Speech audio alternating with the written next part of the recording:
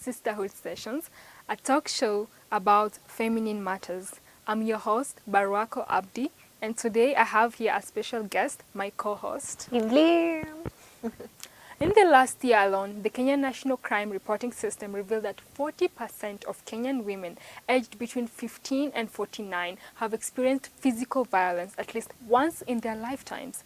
1 in 4 women have experienced physical violence within the last year. Evelyn, what are your thoughts on this? In these recent cases, first,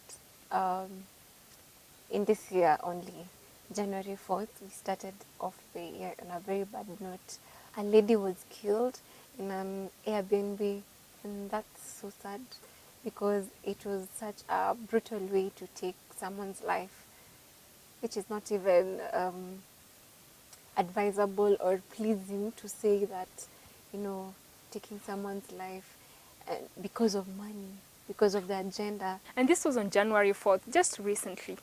And on January 10th, another one was also murdered. She was, I believe, a campus student at the Jomo Kenyatta University of... 20 years only. Yeah, only 20 years old. And she was just entering her 4th year. And she's a campus student. And it's very hard knowing that your demographic is being targeted, young girls. You're going through a lot. Studying is hard, projects, all these things. And at the same time, when you have to wake up early to go to classes, you have to come home in the evening very late and you're tired, and you have to worry about being targeted. You have to worry about your safety because these femicide cases are clearly targeting these demographics. You already have to deal with a lot of things in school, and here you can't even attend classes. I once had a 6 p.m. class. Well, it was very tricky because now you have to, think about being in class, the lecturer being there, taking your time. And then you also have to worry about walking from campus to town. You're not safe from the thugs. You're also thinking about your life. These people, they're after money.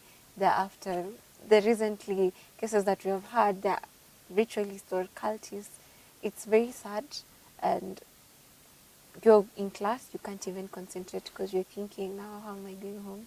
And sometimes we are just, you have to balance your life. You have to study. You also have to worry about your romantic life, and you have to find love. And you're just innocently out there thinking you're falling in love, Yes. and you're going to meet someone, and then tragedy happens. When love is supposed to be a beautiful thing. So imagine when you're trying to find love, and that's when you get killed. Of all the things. Yes, data shows that most perpetrators of these murder cases, they're people they're your boyfriend. Maybe for some of the people who have gotten married in campus, they're their husbands, And some of the reasons they give are very petty. I was angry. I couldn't withstand my anger.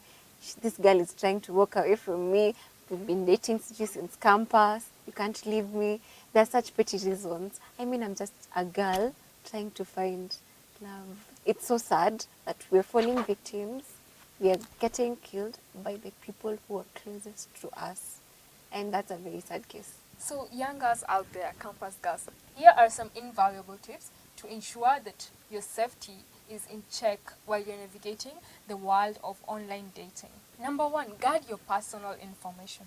Be careful the information you disclose while you're online dating, whether you're using the official sites or social media pages, Instagram, anywhere. Don't give out your location, your address, anything like that until you have established trust, a reasonable amount of time. Don't know someone for 1 week and then give out your phone number. Make sure you've known them for a while and make sure that you have done your research before you give them personal information.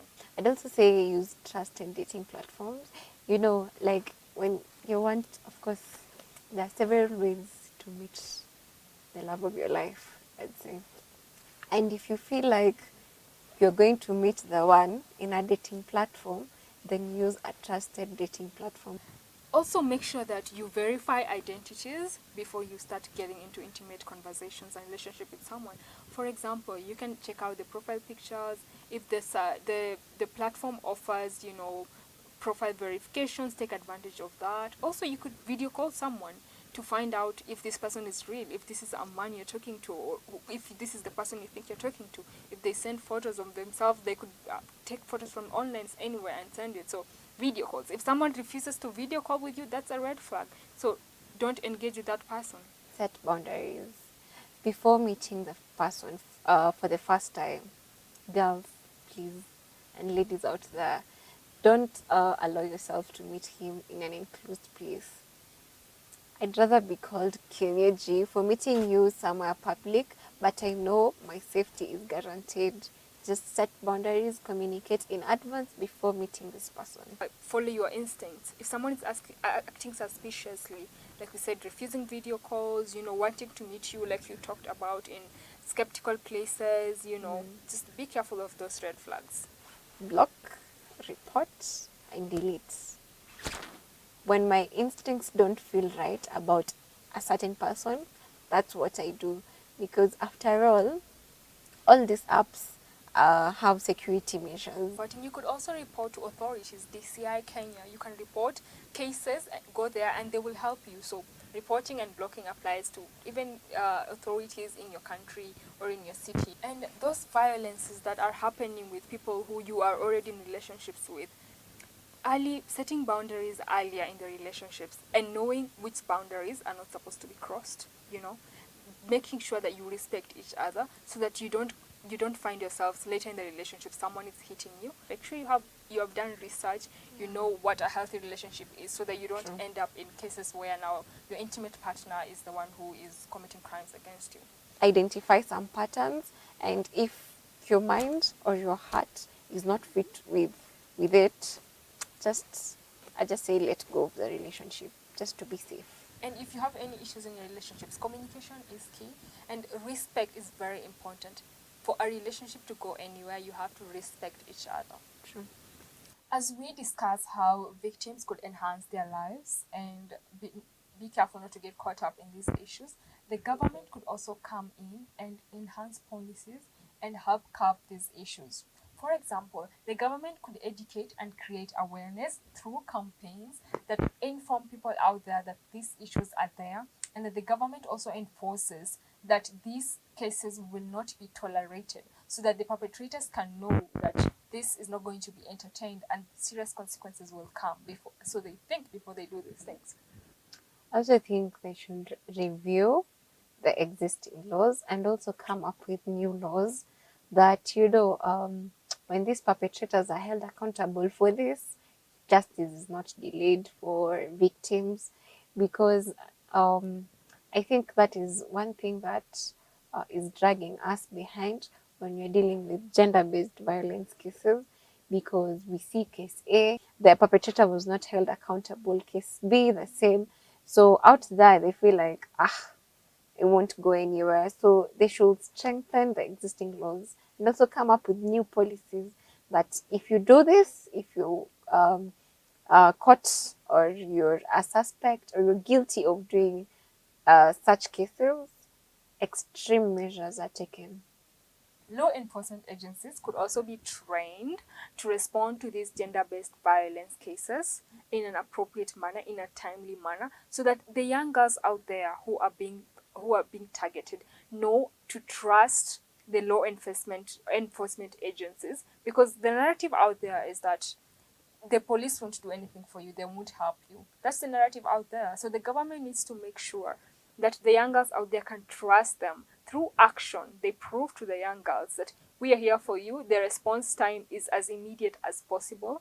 And like you said, consequences and actions will be taken against those offenders.